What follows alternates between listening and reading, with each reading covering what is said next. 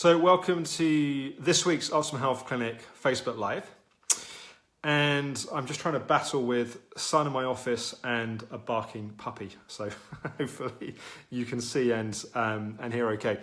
So you'll see that if you go back down the Facebook page, you'll see that we've started retitling the videos. So we're giving each of them a number. We're also in the process of adding the videos to our YouTube channel. And we are also going to put a page on the OptimumHealthClinic.com where we have a list of all of the Facebook Lives that have been done to date. So we want to make it easier to use the content and to kind of search and find things. So hopefully that is going to be helpful. So this week, I thought I would do a bit of a session around self-worth in ME CFS and fibromyalgia. And actually, the idea from this came from, I was looking for inspiration for what to do this week, and I was looking through some of the comments on the Optimum Health Clinic Facebook group. And there was some discussion around doctors or GPs being unsupportive or not really understanding someone's experience in terms of what was going on. And it kind of reminded me of when I was ill and going to the doctor and the great sense of desperation to be understood and the kind of frustration at times at being dismissed or the times of feeling like they didn't really understand what was going on. And this kind of sense of looking back and thinking, well, these days I wouldn't take that I would stand up for my kind of my worth and my expectation that their job is to do their best that they can support, and if they're not doing that, that is something to be challenged and that is something to be stood up to. And then what I realized is that one of the differences between me in those days and how I would approach something like that now is my level of self-worth and self-esteem and the ability to stand up for myself and stand up for what I believe. And, you know, one of the challenges, of course, is when you have ME CFS with fibromyalgia, is that you don't feel like the person you felt like before. And I suppose there's good things and bad things about that. But you don't have the usual kind of sense of energy that can fuel a sense of kind of strength, but also the various roles and things that you do in your life that give you more familiarity with being around people. And actually, if someone is at the kind of stage 1, for example, going to the doctor might be the most social contact that person's had in months, for example. So I guess the question is what impact can it make to have higher self-worth to then be able to use that as a support on the recovery path? And for example, when it comes to communicating to doctors and standing up and saying, this is my experience and my experience is valid and actually your information seems outdated, I would like to consult with a different doctor in this practice. Or I would like you to go and do these investigations and these tests that actually, you know, if you read the NICE guidelines, I have a right to a certain level of care and intervention. So it gives us more confidence to stand up for and to demand what's right and what's ours. Also, interestingly, the more self-worth we have, the easier it becomes to ask for help. Because when we have a sense of low self-worth, it's difficult. We find it difficult to go to others and say, I need your support, can you help me? Because we don't really feel we're worthy of it. If we have a higher sense of self-worth and self-love, it's easier to go to others and say, I need your help, I need your support, this is what I need from you. And to expect that people will want to help and will help. So obviously self-esteem and self-worth is a massive topic, and it's much bigger than I can do in a kind of 10-minute video. But a few kind of tips that I had about it, and I think this might be something that we could have as a bit of a running theme over some sessions in the future. And you can comment and let me know if you think that would be a good idea. But firstly, it's an interesting thing that if we can recognize that we deserve higher self-worth, that if we can look objectively at ourselves and our situation. And we can see that other people have more self-worth and we have low self-worth. And maybe we can understand some of why that's happened. We can see experiences we've had in our life, how people have treated us, how perhaps we were raised, how we weren't given love and care in ways that we might have done. And we can see that perhaps that we as a being haven't been nurtured in the ways we might have liked to have done. And if we had done, we might have a different sense of our self-image and our self-worth.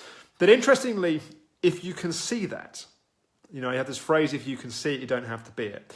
If you can see that, then you can almost go, well, I deserve to have a higher self-worth, to have been loved and developed self-love in such a way that I feel better about myself. If you can see that you deserve higher self-worth, interestingly, that alone is a significant step towards it, because you're almost saying, I'm worth more than I'm valuing myself. And if you can recognize that you're worth more than you're valuing yourself, you can start to close the gap by going, well, I deserve more. So rather than looking to outside sources to give us that love and nurture that might help raise our self-worth, we can start to recognize that we can give that to ourselves.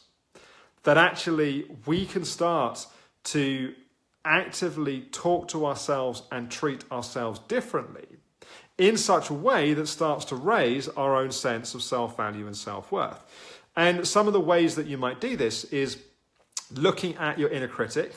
And I think, again, that would be a good topic. We could do a lot more, but to perhaps touch on a little bit on one of these sessions. So to look at the ways that you speak to yourself and treat yourself that lower your self-worth. So if you're judging yourself and attacking yourself and criticizing yourself, that's gradually moment to moment, day to day, that's eroding your sense of self-worth. And if you can see you're doing that and you can start to defend against that and you can stop doing that, that will allow, self-worth is a little bit like a bar of soap in the bath. If you put it under, but you let go, it will naturally start to rise up. And the same is true if we stop judging ourselves, attacking ourselves, beating ourselves up, our self-worth will naturally start to arise simply by the nature that we're not putting it down and pulling it down anymore. So recognizing that you deserve more self-worth, looking at your inner critic and the ways that you judge and you criticize and you attack yourself, that's kind of bringing your self-worth down. Looking at acts of self-love. Interestingly, the more we love and care about ourselves, the more we naturally, because self-worth, self-love is something we do from and to ourselves. And so the very act, for example, of acknowledging and listening to our own feelings is a powerful act of self-love by simply allowing ourselves the space and the time to feel what we feel. Is in of itself an act of self-love, because if you let yourself feel what you're feeling, you're saying to yourself, my feelings matter. You're saying to yourself that I matter, that my experience is important, and that is an act of self-care and self-love.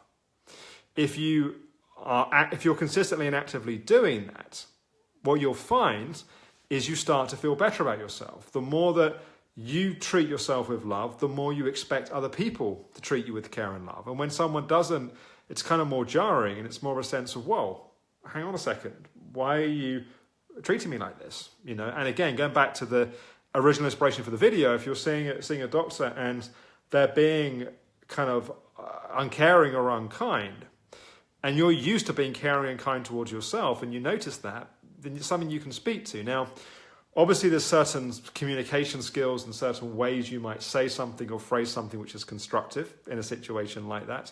And I'm not proposing that you just kind of lay into that person, because often that's not useful.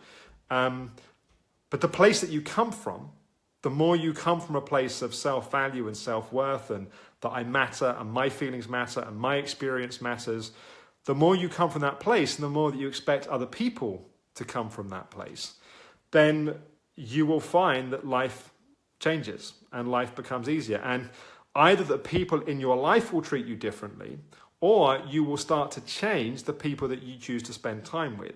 Because if you're spending time with people that are not being caring and you're starting to treat yourself with more love and self-care, you will notice that and you will move away from those people and more towards people that will treat you the way that you want to be treated. So this is the big topic. I want to try and keep the video a bit shorter. I ran on a little bit too much last week. There's much more we could branch off. So, let us know in comments. If you've got ideas for topics, the best way to do that is to email grace@theoptimalhealthclinic.com. Grace is my assistant, and she's running a Google Doc, which I check now before I do the sessions to see what ideas have come in. So that's a good place to send questions for them to get them in front of me. So I hope that's been useful. Thank you for watching, and I look forward to talking with you again next week. Bye-bye for now.